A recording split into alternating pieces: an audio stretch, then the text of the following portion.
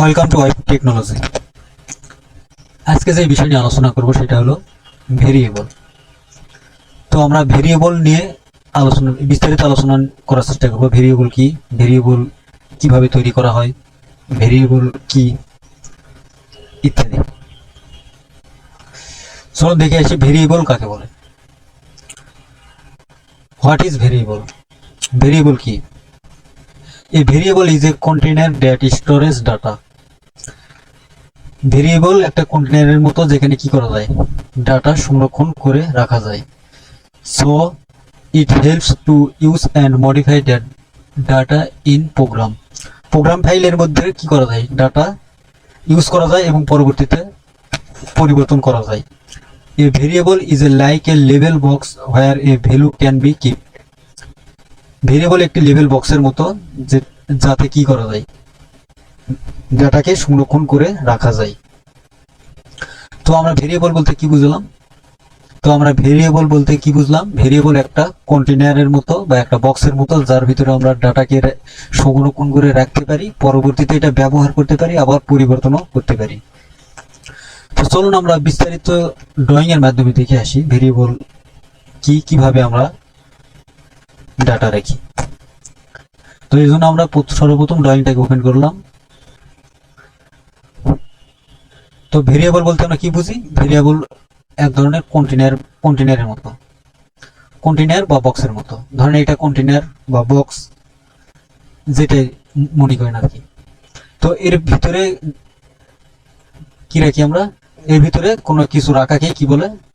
Variable. যেহেতু আমরা programming নিয়ে কাজ করবো, তো প্রোগ্রামিং এর জন্য আমাদের কি রাখা দরকার? কি দরকার? আমাদের ডাটা দরকার। এইসব ডাটাকেই একটা বক্সের ভিতর রাখাকেই কি বলে? ভেরিয়েবল বলে। এমন ভাবে রাখতে হবে যাতে আমরা পরবর্তীতে ব্যবহার করতে পারি। ফর এক্সাম্পল ধরেন এটা একটা কন্টেনার না, ধরেন এটা একটা ব্যাগ। ব্যাগের ভিতরে প্রোডাক্ট রাখা যায়, আবার কন্টেনারের ভিতরে প্রোডাক্ট রাখা যায়। ব্যাগের ভিতরে কম, কন্টেনারের ভিতরে বেশি, এটাই তফাৎ আর কি। ধরেন এটা একটা বাজারের ব্যাগ। আমরা যখন বাজারে যাই কোনো কিছু কেনাকাটার জন্য, ধরেন এখন যেহেতু শীতকাল চলতেছে, শীতকালীন শাকসবজি কিনছি, ধরেন ফুলকপি, বাঁধাকপি, মূলা, গাজর, মটরশুঁটি, পালং শাক, আরো আর অন্যান্য জিনিসপত্র কিনছি। তো এসব কেনার পর ক্যারি করার জন্য আমাদের কি দরকার? একটা ব্যাগ দরকার। এই ব্যাগটা যদি না থাকে তাহলে এইসব প্রোডাক্ট ক্যারি করে বাড়িতে নিয়ে যাওয়া কি অসম্ভব না, একটু কঠিন আর কি। কারণ এইসব প্রোডাক্ট হাতে করে নিয়ে গেলে একটু হয়তো দেখা যাচ্ছে আমি সবগুলো প্রোডাক্ট আমি একসাথে নিতে পারতেছি না, সেই জন্য কিছুটা প্রোডাক্ট রেখে যেতে হচ্ছে, আবার বাড়িতে কিছু রেখে আবার রিটার্ন আসতে হচ্ছে, আবার নিয়ে আবার বাড়িতে যেতে হচ্ছে। ব্যাপারটা ঠিক এমনই, একটা বক্সের মতো কাজ করে ভেরিয়েবল, যে একাধিক ডাটাকে আমরা একটা জায়গায় সংরক্ষণ করে রাখি। তো ডাটা বিভিন্ন ধরনের হতে পারে। আমরা ডাটা আমরা কিভাবে ক্যাটাগরিজ ওয়াইতে আমরা সাজিয়ে রাখবো। শুধু ডাটাকে রাখলেই হবে না, ডাটাকে ক্যাটাগরিজ ওয়াইতে সাজিয়ে রাখা ওটা ভেরিয়েবলের একটা বৈশিষ্ট্য। যদি এটা অ্যাডভান্স টপিক, যখন পরবর্তীতে অ্যারে নিয়ে আমরা বিস্তারিত আলোচনা করবো তখন আমরা ক্যাটাগরি দিকে যাব। যেহেতু আমরা আজকে জাস্ট ভেরিয়েবল নিয়ে আলোচনা করবো, জাস্ট আমরা ভেরিয়েবল এর মাধ্যমে কিভাবে ডাটা রাখা যায় সেটা নিয়ে আলোচনা করবো। আমরা পরবর্তীতে যখন অ্যারে নিয়ে আলোচনা করবো তখন আমরা বিস্তারিত জানবো যে ক্যাটাগরি ওয়াইতে কিভাবে আমরা ডাটা রাখতে পারি। তো এটাকে বলা হয় কি? ইকুয়াল। আমরা ছোটবেলা থেকে শিখে আসছি ইকুয়াল। ইকুয়াল মানে কি? সমান। অর্থাৎ এই পাশে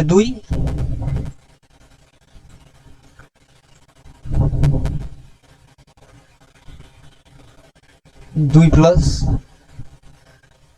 2 প্লাস 5 ইকুয়াল, আমি যদি এখানে 7 দেই তার মানে কি এই পাশের ভ্যালু আর এই পাশের ভ্যালু দুইটা সমান। আর যদি আমি এখানে 8 অথবা 9 অথবা 7 ব্যতীত অন্য কোনো সংখ্যা আমি এখানে লিখি, আর তাহলে কি এটা কি ইকুয়াল হলো? না, এটা হলো নট ইকুয়াল। এটা ইকুয়াল না, এটা নট ইকুয়াল না। ইকুয়াল শব্দের অর্থ কি? ডান পাশের ভ্যালু আর বাম পাশের ভ্যালু দুইটা সমান। যেহেতু দুইটা সমান তাহলে দুইটার মান কি? এটার ভ্যালু যা, এইটার ভ্যালু যা। ফর এক্সাম্পল আমি আর একটা উদাহরণ দিই। মনে করুন আমি বাজারে গেছি 100 টাকার নোট নিয়ে। 100 টাকার নোট নিয়ে বাজারে গেছি। বাজারে গিয়ে আমি এক পিস ফুলকপি কিনছি 40 টাকা, 1 কেজি মূলা কিনছি 48 টাকা।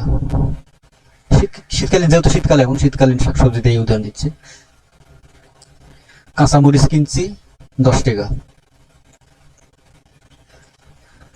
মটরশুঁটি কিনছি, না মটরশুঁটি না, ধনিয়া পাতা কিনছি 10 টাকার।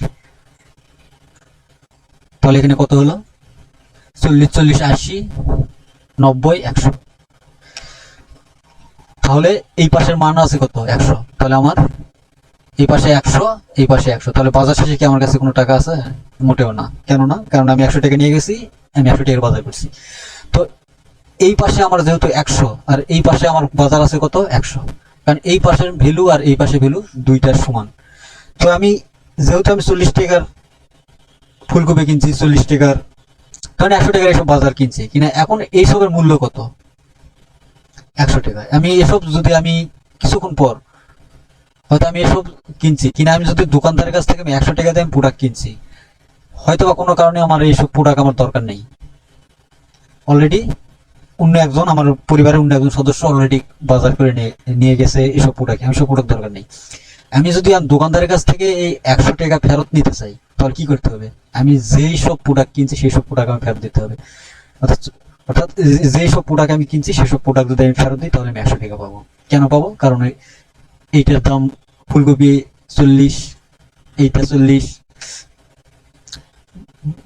মূলা 40, কাঁচামরিচ 10, এটা 10। আমি সব যদি আমি ফেরত দিই দোকানদারকে, তাহলে দোকানদার আমাকে 100 টাকা দেবে। আর এখান থেকে যদি আমি একটা যদি বাদ দেই, ফুলকপিটা আমি বাদ দিলাম, আমি যদি ফুলকপিটা বাদ দিয়ে যদি ব্যাগে 3টা দিই, তাহলে কি আমাকে দোকানদার 100 টাকা দিবে? মোটেও না। দোকানদার তখন আমাকে কত টাকা ফেরত দিবে? দোকানদার তখন আমাদের 60 টাকা ফেরত দিবে। কেন? আমি ফুলকপিটা আমি দিই নাই। তাহলে এইটা ইকুয়াল না। তো আমার ইকুয়াল হলো এই পাশেও 100, এই পাশে 100 না, এই পাশেও যে মান থাকবে ওই পাশেও সেই মান থাকবে। সেটাই হলো ভেরিয়েবল। ভেরিয়েবল ডিক্লেয়ার করা হয় ইকুয়াল চিহ্ন দিয়ে। তো তো ভেরিয়েবল এই বক্সটাকে বলা হয় হচ্ছে ডিক্লেয়ার বক্স। এটা কি বলা হয়? ডিক্লেয়ার। আর এই পাশে যেগুলো থাকে, যেগুলো মনে করেন ডাটা থাকবে, আমরা তো আর প্রোডাক্ট নিয়ে কাজ করবো না, আমরা করবো ডাটা নিয়ে। এই পাশে যেগুলো থাকবে 2, 4, 5 ইত্যাদি ইত্যাদি, 2 প্লাস 4 প্লাস 8, অথবা আমি কয়েকটা ফুলের নাম লিখলাম, ধরেন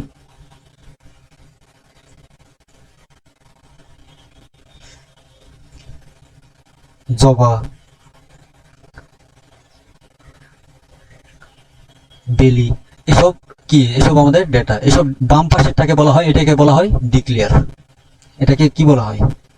এটাকে বলা হয় ডিক্লেয়ার করা। এই বাম পাশের এটাকে বলে ডিক্লেয়ার করা। ডিক্লেয়ার করা। আর আমি যেসব ভ্যালুগুলো রাখবো, অর্থাৎ ডেটাকে আমি এই পাশ থেকে আমি এই পাশে যেহেতু রাখবো, এটাকে বলা হয় ডিফাইন করা। এটাকে বলা হয় ডিফাইন।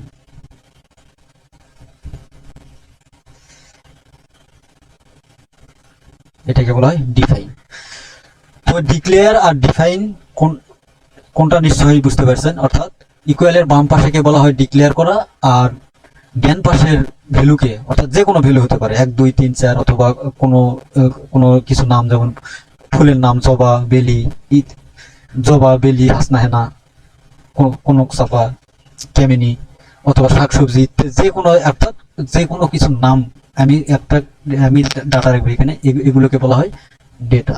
এই ডাটাকে বলা হয়, এই ডাটা আমি রাখবো কোন জায়গায়? এইখানে। তো এখানে রাখার জন্য আমাদের কি করতে হবে? সর্বপ্রথম আমাদের ডিক্লেয়ার করতে হবে। ডিক্লেয়ার করার পরে আমাদের ডিফাইন করতে হবে। চলুন আমরা দেখে আসি ডিক্লেয়ার এবং ডিফাইনটা করে কিভাবে। তার জন্য আমাদের সর্বপ্রথম একটা ফোল্ডার স্ট্রাকচার তৈরি করতে হবে। সরি, ফোল্ডার না, ফাইল তৈরি করি। ফোল্ডার তৈরি করলে ফোল্ডার ভিতরে আবার ঢুকতে হবে, ঝামেলা। আমরা ফাইল তৈরি করি।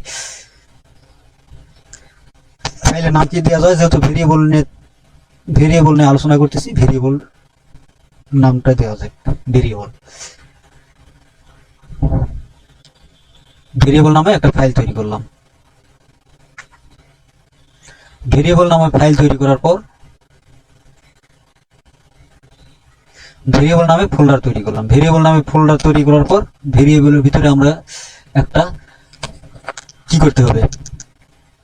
HTML স্ট্রাকচারের জন্য আমাদের একটা HTML একটা ফাইল তৈরি করতে হবে।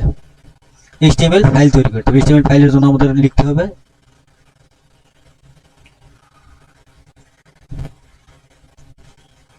index dot HTML.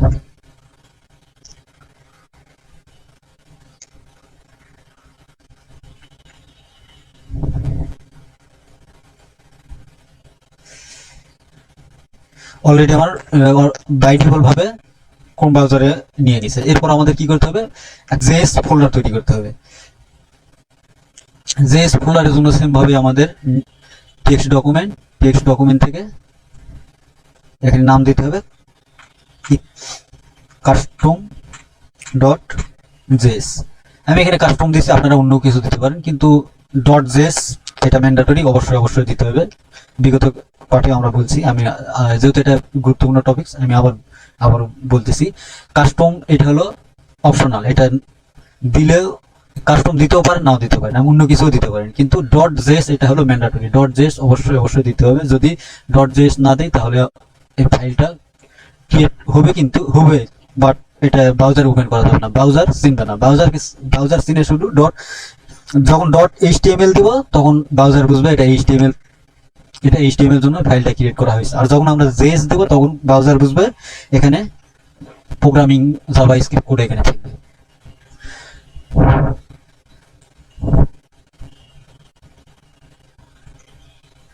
আমরা ভেরিয়েবল ফোল্ডারটাকে আমরা ওপেন করি।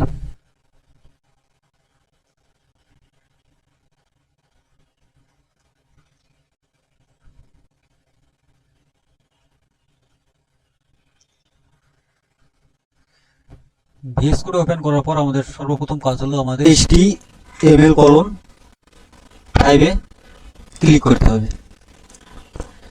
HTML:5 লিখে :5 লিখে যখন এন্টার প্রেস করব তখন আমাদের এই HTML স্ট্রাকচারটা রেডি হয়ে যাবে। তো যেহেতু আমরা এই এক্সটার্নাল ফাইলটা লিংক করা শিখে গেছি, সেই HTML ফাইলের সাথে জেএস ফাইলের এক্সটার্নাল ভাবে আমরা লিংক করতে হবে। তার জন্য আমাদের কি করতে হবে, স্ক্রিপ্ট করুন এসআরসি। এসআরসি এর ভিতরে আমাদের দিতে হবে কাস্টম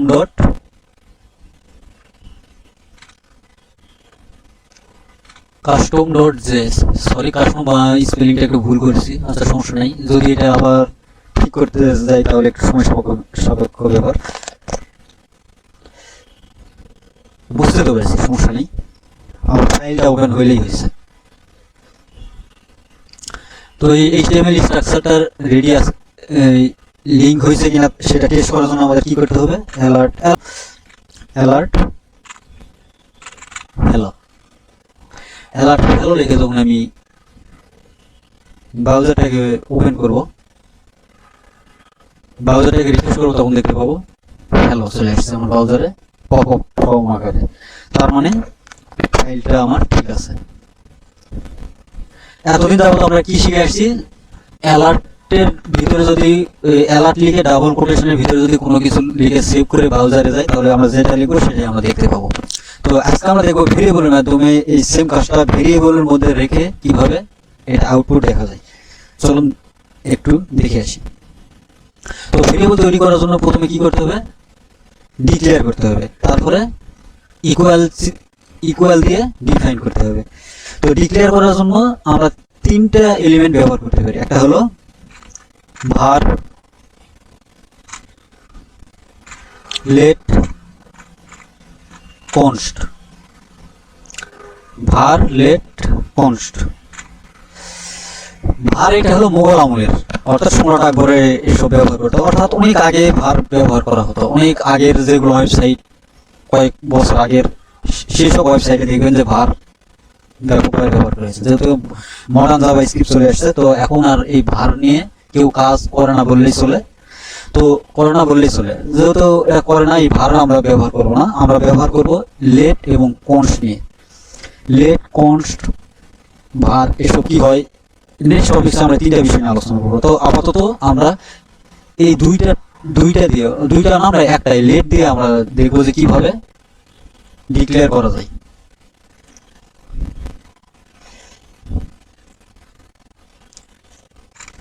তো কোনো ভ্যালুকে ডিক্লেয়ার করার জন্য সর্বপ্রথম আমাদের লিখতে হবে লেট।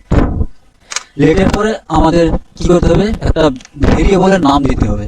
ভেরিয়েবলের নাম যে কোনো কিছু আমরা দিতে পারি, আমার নাম বা আপনার নাম, অথবা ফুলের নাম, ফলের নাম ইত্যাদি। যে কোনো নাম দেওয়া যাবে বলে আপনি যে কোনো নাম দিবেন তেমনটা না। তো নাম দেওয়ার ক্ষেত্রে কিছু বিষয় লক্ষ্য করতে হবে, যে আমি যে নামটা দিচ্ছি সেই নামটা মিনিংফুল কিনা। ফর এক্সাম্পল আমি এখানে নাম দিচ্ছি প্রাইজ। আমি এখানে যদি প্রাইজ নাম দেই,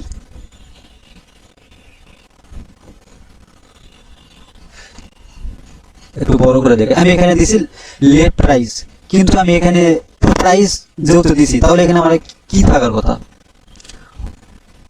1 2 3 4 5 1 থেকে 9 পর্যন্ত এই সংখ্যাতে থাকার কথা, 100 200 500 1000 এইসব সংখ্যা থাকার কথা। কিন্তু এইসব আমি সংখ্যা না রেখে আমি ভিতরে আমি কয়েকটা ফুলের নাম রাখছি।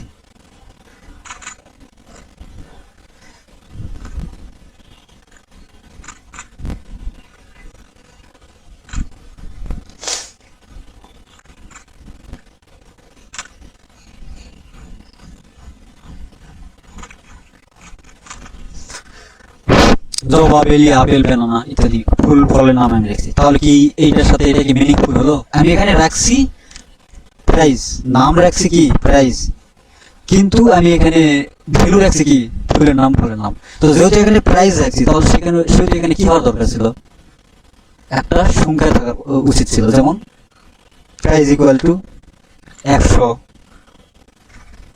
অথবা 400 অথবা 8,000, এসব যদি থাকতো তাহলে এটা একটা মিনিংফুল হতো। কিন্তু এই প্রাইস দিয়েও যদি আমি নাম ভ্যালু আমি রাখি কোনো সমস্যা হবে না, আউটপুট দেখাবে। কিন্তু কি এটা গুড প্র্যাকটিস না, এটা একটি কি রং প্র্যাকটিস। এটা কি দেখলে বোঝা যাচ্ছে এটা কি প্রাইসের ভিতরে থাকবে সংখ্যা, কিন্তু আমি রাখছি কি লেটার, কিন্তু এটা আদৌ উচিত নয়। মনে করেন আমি একটা দোকান দিয়েছি বাজারে, দোকানের নাম দিয়েছি অমুক ইলেকট্রনিক্স, দোকানের নাম দিয়েছে কি ইলেকট্রনিক্স। তো ইলেকট্রনিক্স দোকানে কি থাকার কথা, ঘড়ি, মোবাইলের চার্জার, ব্যাটারি ইত্যাদি ইত্যাদি এইসব জিনিস থাকবে। কিন্তু আমি নাম দিয়েছি অমুক ইলেকট্রনিক্স, আর আমি ভিতরে আমি কাঁচা শাকসবজি বিক্রি করছি, যেমন ফুলকপি, বাঁধাকপি, মূলা, গাজর, মটরশুঁটি, পালং শাক। কিন্তু কাস্টমার আসবে, বিক্রি হবে, কিন্তু লোকে দেখলে কি করবে, হাসাহাসি করবে যে দোকানের নাম অমুক ইলেকট্রনিক্স আর ভিতরে কাঁচামাল বিক্রি করে, তরি তরকারি বিক্রি করতেছে, ফুলকপি, বাঁধাকপি, মূলা, গাজর, মটরশুঁটি, পালং শাক। ঠিক তেমনটাই লেট হলো এমন, লেট অর্থাৎ নেম এমন ভাবে আমাদের ডিক্লেয়ার করতে হবে যেই নামের সাথে যেই ডেটাটাকে আমি রাখবো সেইটার সাথে সামঞ্জস্যপূর্ণ একটা নাম রাখতে হবে। তো আমি প্রাইস লিখলাম, আমি এখানে price equal to for example 10,000,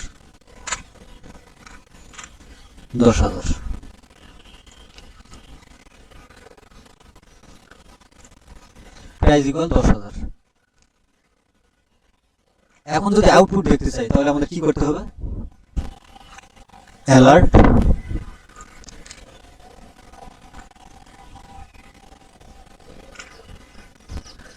alert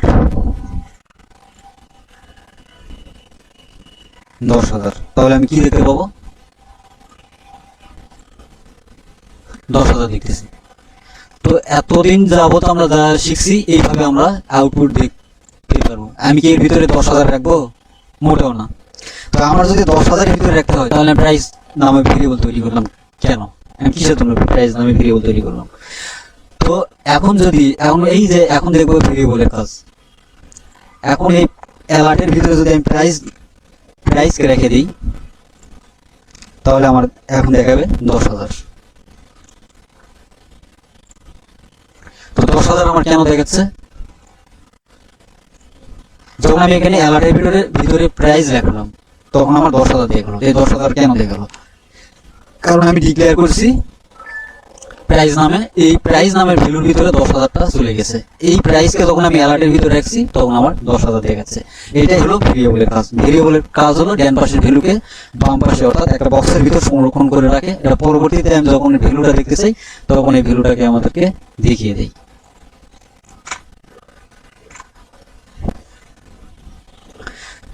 তো আমি একাধিক ভ্যালুকে যদি রাখতাম, যেমন 10,000 প্লাস 10,000 প্লাস 20,000 প্লাস 30,000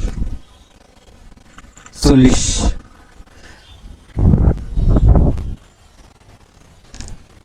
20,000 এখানে লিখলাম 30,000 এখানে 40,000। তো একাধিক ভ্যালুকে যদি আমি এই অ্যালার্টের মাধ্যমে যদি দেখতে চাইতাম তাহলে কি করতে হবে, এই প্রাইস ভেরিয়েবলটা ভুলে যান। ফর এক্সাম্পল আমি ভেরিয়েবল জানি না, তাহলে কি করতে হতো, এই সব কিছু আমার এইখানে রাখতে হতো, এই সব ভ্যালুটা আমার এই অ্যালার্টের ভিতরে রাখতে হতো, অ্যালার্টের ভিতরে রাখতে হতো। এখন ব্রাউজারে গিয়ে রিফ্রেশ করে আমার দেখতে হতো। যেহেতু আমরা ভেরিয়েবল শিখছি, এখন যদি ভেরিয়েবলকে এখন প্রাইসকে যদি এই অ্যালার্টের ভিতরে রেখে দিই তাহলে প্রাইস ইকুয়াল কত হয়ে যাবে, 10 30 30 60 1 লক্ষ। 1 লক্ষ আমার প্রাইজের মধ্যে আমার দেখে দিচ্ছে। কত হলো আমার 1 লক্ষ। কেন 1 লক্ষ দেখাচ্ছে, কেননা এই প্রাইস নামক ভেরিয়েবলের ভিতরে আমার এই ডেটাটা স্টোর হয়ে চলে গেছে। এখানে আমি যদি 1000 না লিখে 1 লক্ষ না লিখে 5 লক্ষ লিখি তাহলে এই 5 লক্ষটা কোথায় পাওয়া যাবে, কোথায় পাবো আমরা প্রাইজের ভিতরে। এই প্রাইসকে আমরা জাস্ট আমরা প্রাইসকে অ্যালার্ট করবো। প্রাইসকে যদি আমরা অ্যালার্ট করি তাহলে প্রাইসের ভিতরে থাকা যত ভ্যালু আমরা দেখতে পাবো। তো আমি যদি এখানে নাম্বার না রেখে অন্য কিছু লিখি তাহলে আমরা অন্য কিছু আমি দেখতে পাবো। ফর এক্সাম্পল আমি অন্য কিছু অর্থাৎ ডেটাকে রাখলাম, লেটার আকারে রাখলাম। আমি এখানে লিখলাম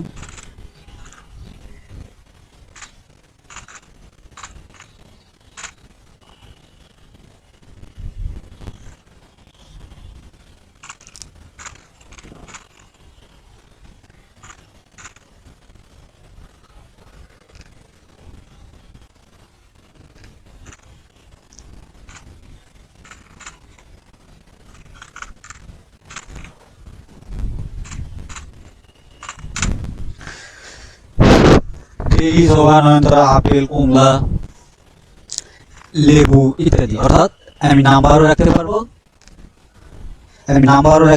আবার কোনো লেটারও রাখতে পারবো। তো এখন যদি প্রাইসকে আমরা আউটপুট করতে চাই তাহলে প্রাইসের ভিতরে আমি কি পাবো,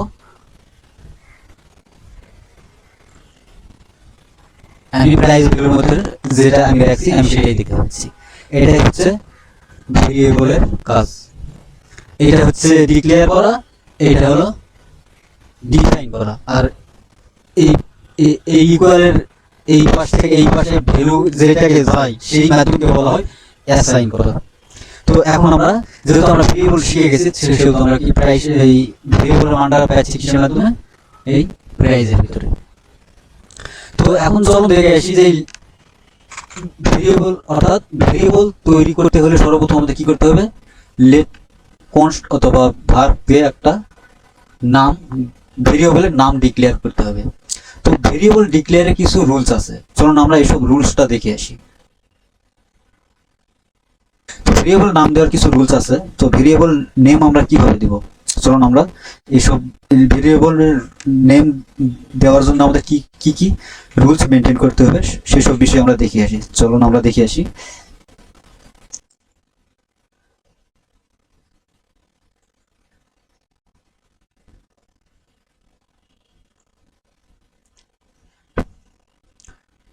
variable name must be follow rules. যেসব রুলস আমাদের অবশ্যই ফলো করতে হবে ভেরিয়েবল নাম দেওয়ার ক্ষেত্রে। কি কি জিনিস আমাদের কি কি জিনিস অ্যালাউ করা যাবে না এসব বিষয় নিয়ে একটু আলোচনা করব। ভেরিয়েবলের নাম অবশ্যই কি দিতে হবে, লেটার দিতে হবে। অর্থাৎ আমি এখানে ভেরিয়েবল নাম প্রাইস দিছি, এটা কি পি একটা প্রাইস, এ থেকে জেড পর্যন্ত এটাকে কি বলা হয়, লেটার। আমি এখানে যদি নাম্বার দিতাম 1 অথবা 2 তাহলে এটা রেড সিগন্যাল দিয়ে দিছে। অর্থাৎ নামের আগে অর্থাৎ ভেরিয়েবলের নামের আগে কোনো নাম্বার দেওয়া যাবে না। যদি নাম্বার যদি দিতে হয় তাহলে কি করতে হবে, নাম্বারটি পরে দিতে হবে। প্রাইস 1 এখানে কোনো সমস্যা নেই। এখন যদি প্রাইস 1 নামে আমি সেভ করে যদি আউটপুট দেখতে চাই তাহলে দেখতে পাবো আউটপুট দেখাচ্ছে, কোনো সমস্যা হচ্ছে না। তার মানে ভেরিয়েবলের নাম দেওয়ার ক্ষেত্রে আমাদের নাম্বারটা আমরা ইউজ করতে পারবো, কিন্তু ফার্স্টে না, আমরা লাস্টে অথবা মিডিলে, কোনো সমস্যা হবে না যদি লাস্টে দিই। তো আর কি কি রুলস আমাদের মেনটেন করতে হবে?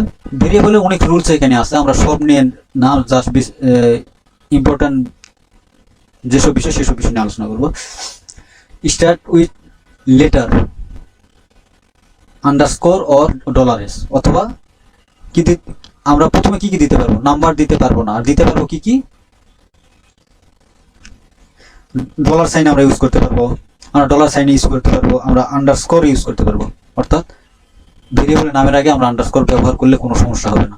তো আমি যদি এখানে নাম্বার আন্ডারস্কোর ব্যবহার করলে আমার এখানেও আন্ডারস্কোর দিতে হবে। অর্থাৎ আমি এখানে যে ভেরিয়েবলটা দিব আমার আউটপুট দেখার জন্য সেম নেম এখানে দিতে হবে। আর কি করা যাবে না?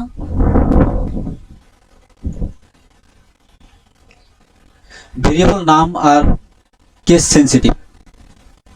এখানে কি বলতেছে? নাম্বার এন্ড আর ভেরিয়েবল নেম আর কেস সেন্সিটিভ। কেস সেন্সিটিভ জিনিসটা কি? কেস সেন্সিটিভ হলো ব্লক লেটার, স্মল লেটার। তো ভেরিয়েবল আর একটা রুলস হলো, ভেরিয়েবল হলো কেস সেন্সিটিভ। কেস সেন্সিটিভ কি? কেস সেন্সিটিভ হলো ব্লক লেটার, স্মল লেটার। আমি এখানে প্রাইস নামে ভেরিয়েবল তৈরি করতে প্রাইস স্মল লেটারের আছে, প্রাইস কি লেটারে আছে? স্মল লেটারে। আমি এখানে যদি ব্লক লেটার দেই তাহলে আমার এখানে ব্লক লেটার দেই, আমার এখানে কি আউটপুট দেখতে হবে। আমি যদি এখন যদি আউটপুট দেখতে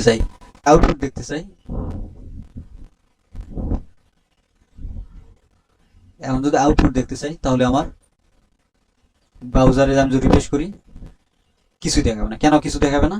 কারণ আমি এখানে ব্লক লেটারের পি ইউজ করছি, আর আমি এখানে ইউজ করছি স্মল লেটারের পি, সেহেতু এটা ভেরিয়েবল ভ্যালিড না, নেমটা কি ভ্যালিড না। তো এটাকে ভ্যালিড করার জন্য কি করতে হয়? আমি যদি এইখানে ব্লক পি দিই তাহলে আমার এখানেও ব্লক পি দিতে হবে। এখন যদি আউটপুট দেখতে চাই তাহলে দেখতে পাবো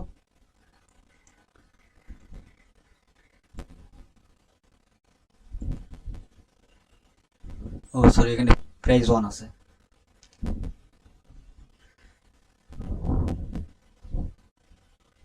এখন যদি রিফ্রেশ করি তাহলে আমি আউটপুটটা দেখতে পাচ্ছি। কেন দেখতে পাচ্ছি?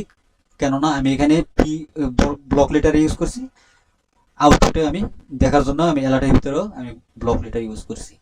অর্থাৎ কেস সেন্সিটিভ। আমি স্মল লেটার দিয়ে আমি যদি আরো একটা ব্লক লেটার দিয়ে যদি আমি একটা ভেরিয়েবল তৈরি করি, সেম নামে আরো একটা যদি তৈরি করি, ফর এক্সাম্পল আমি প্রাইস নামে আমি একটা অলরেডি তৈরি করছি, আমি আরো একটা যদি প্রাইস নামে তৈরি করি, লেট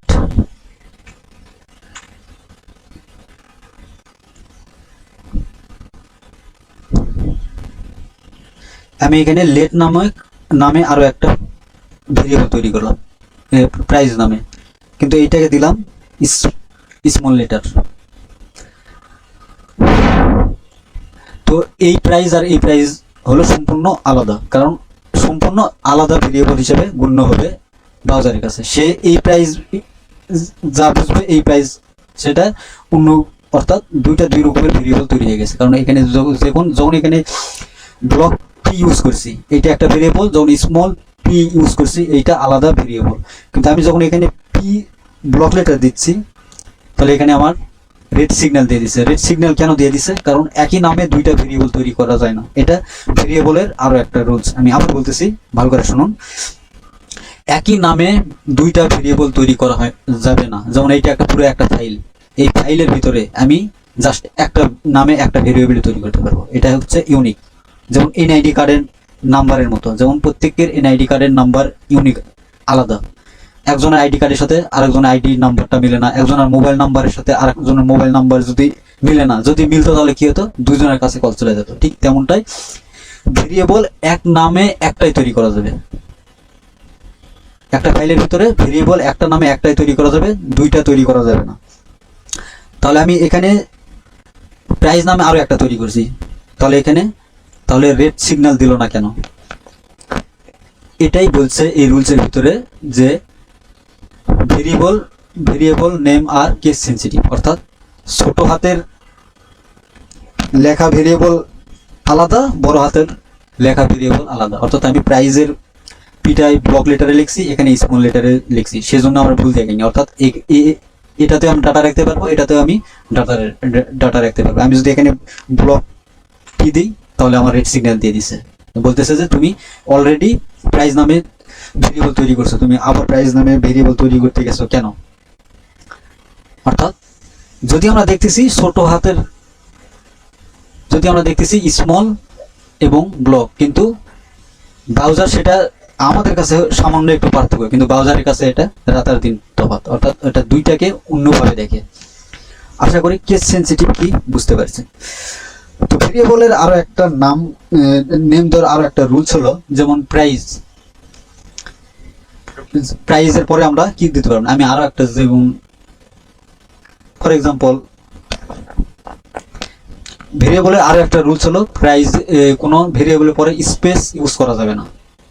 তখন প্রশ্ন আসতে পারে যে যেহেতু স্পেস দেওয়া যাবে না, তাহলে তো ভেরিয়েবলের নাম তো বড় 2 বা 3 ওয়ার্ড হতে পারে, তখন আমরা কি করবো। যেমন হয়তো এখানে আমরা প্রাইস লিখছি, যদি আমরা এখানে লিখতাম মোবাইল প্রাইস, মোবাইল প্রাইস, আমি যদি এখানে স্পেস দিই তাহলে এখানে আমার রেড সিগন্যাল দিয়ে দিচ্ছে। কেন রেড সিগন্যাল দিয়ে দিচ্ছে? ধরেন এখানে লিখলাম 10,000,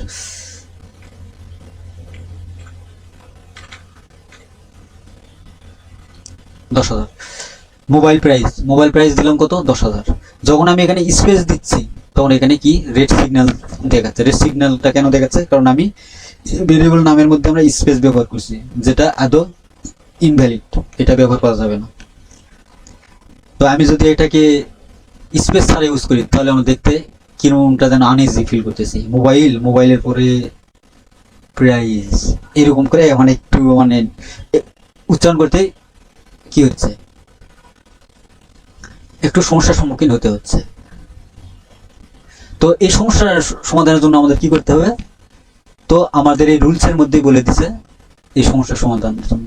এই সমস্যার সমাধানের জন্য কি বলছে, যে আমরা লেটারে পরে আন্ডারস্কোর ইউজ করতে পারবো, কোনো সমস্যা হবে না। স্পেস ব্যবহার করা যাবে না, কিন্তু আন্ডারস্কোর আমরা ইউজ করতে পারবো। আমরা কি ব্যবহার করতে পারবো? Mobile underscore price, mobile underscore price, এইটা হলো আন্ডারস্কোর। আমরা যখন শিফট প্রেস করে আমি এখানে ক্লিক করব তখন আবার আন্ডারস্কোরটা দেখা যাবে। তো আমরা কি ব্যবহার করতে পারবো? আন্ডারস্কোরটা ইউজ করতে পারবো। তো আন্ডারস্কোর ব্যতীত আরেকটা জিনিস, আন্ডারস্কোর ব্যতীত আরেকভাবে আমরা এই দুইটা ওয়ার্ডকে আমরা সংযুক্ত করতে পারি, সেটার নাম হলো ক্যামেল কেস। ক্যামেল কেস কি? ক্যামেল কেস হলো প্রত্যেকটা ওয়ার্ডের আগে একটা করে ব্লক লেটার ইউজ করতে পারি, সেটাকে বলা হয় ক্যামেল কেস। যেমন মোবাইল একটা ওয়ার্ড, প্রাইস আরো একটা ওয়ার্ড। তো দুইটা ওয়ার্ড যদি পাশাপাশি আমরা রাখি তাহলে উচ্চারণ করতে বা দেখতে তাহলে কেমন যেন লাগতেছে। যেমন মোবাইল প্রাইস। তো উনিকে মোবাইল প্রাইস উচ্চারণ করতে যায়, যেহেতু এটা আমি লিখছি মোবাইল প্রাইস, এটা আমার জন্য তেমনটাও এটা উচ্চারণ করতে বা দেখতে সমস্যার সম্মুখীন হতে হচ্ছে না। কিন্তু যারা নতুন দেখবে তারা কেউ উচ্চারণ করবে মোবাইল প্রাইস, ঠিক আছে, আবার কেউ উচ্চারণ করবে মোবাইল রিস। তো উচ্চারণ তো তেমনই হওয়ার কথা। যেমন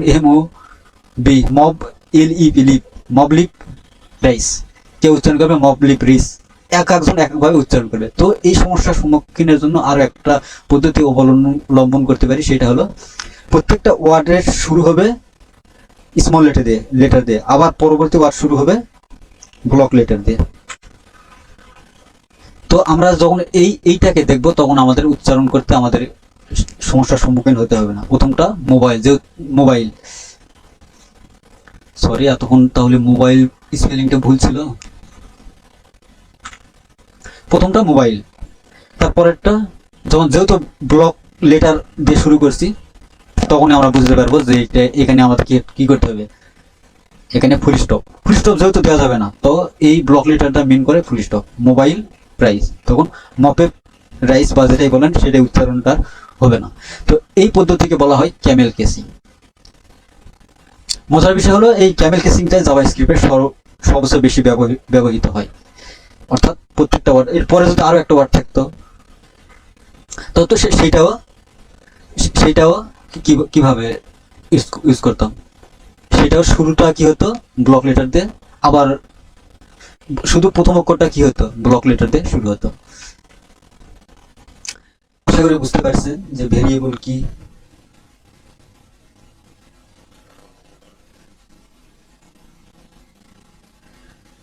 আশা করি বুঝতে পারছেন ভেরিয়েবল কি, ভেরিয়েবলের ভিতরে কিভাবে ডাটা স্টোর করে রাখা যায়।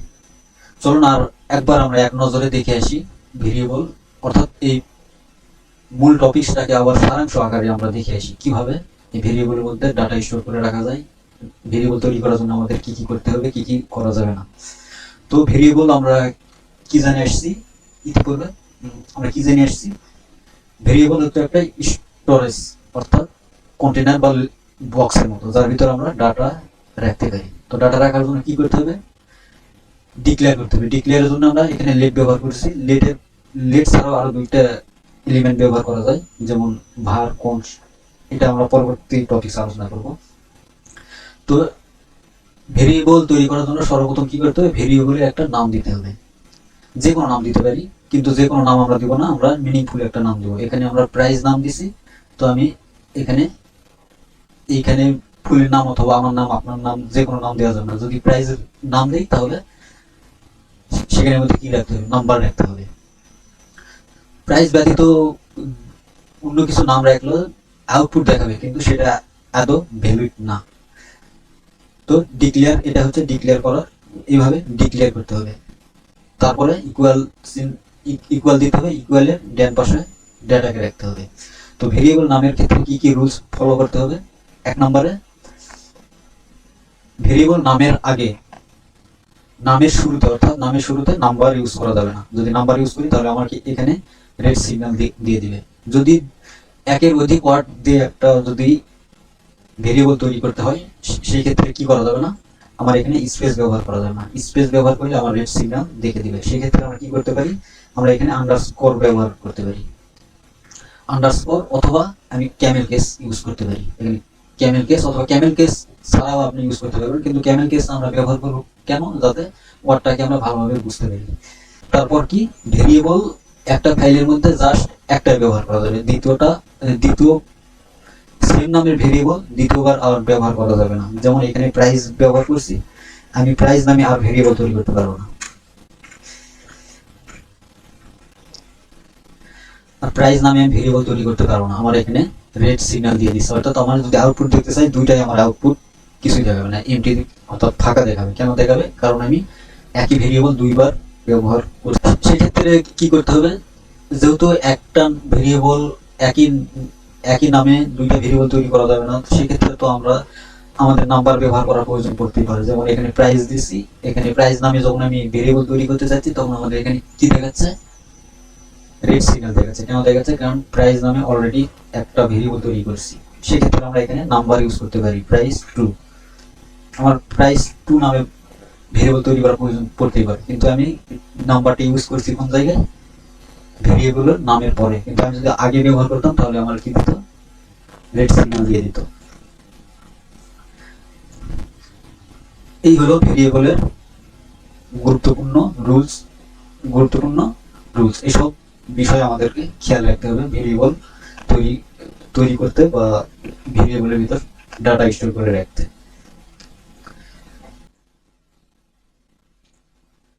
তো আজকে যে বিষয় নিয়ে আলোচনা করলাম ভেরিয়েবল, যেহেতু ভেরিয়েবল গুরুত্বপূর্ণ একটি টপিক, আমরা নেক্সটে ভেরিয়েবল নিয়ে আরো আলোচনা করবো। যখন ভেরিয়েবল, এটা জাস্ট সিম্পল ভেরিয়েবল নিয়ে আরো অনেক কাজ করতে হবে। যেমন ভেরিয়েবলের ভিতর একটা সুপার ভেরিয়েবল আছে, সেটাকে বলা হয় হচ্ছে অ্যারে। যখন আমরা অ্যারে নিয়ে কাজ করবো তখন ভেরিয়েবলটা আরো ক্লিয়ার হয়ে যাবে। নেক্সট টপিকসে যে বিষয় নিয়ে আলোচনা করব সেটা হলো part 6 about to var let const। আমরা আজকে কি ব্যবহার করছি, লেট দিয়ে কিভাবে ভেরিয়েবল ডিক্লেয়ার করা যায়। তো আমরা পরবর্তীতে আরো দুইটা টপিকস দিয়ে দেখব, var let const এগুলো কিভাবে ব্যবহার করে ভেরিয়েবল তৈরি করা যায়, ডাটা স্টোর করে রাখা যায়, ভার কি, লেট কি, কনস্ট কি, কখন ভার ব্যবহার করব, কখন লেট ব্যবহার করব, কখন কনস্ট ব্যবহার করব। ভার মূলত ব্যবহার করা হয় না, তো তারপরে আমরা ভার নিয়ে আলোচনা করব। ভার নিয়ে আমরা কেন আলোচনা করব, কারণ অনেক আগের যেগুলো ওয়েবসাইট বা অ্যাপ্লিকেশন সেগুলো তো ভার ইউজ করা আছে।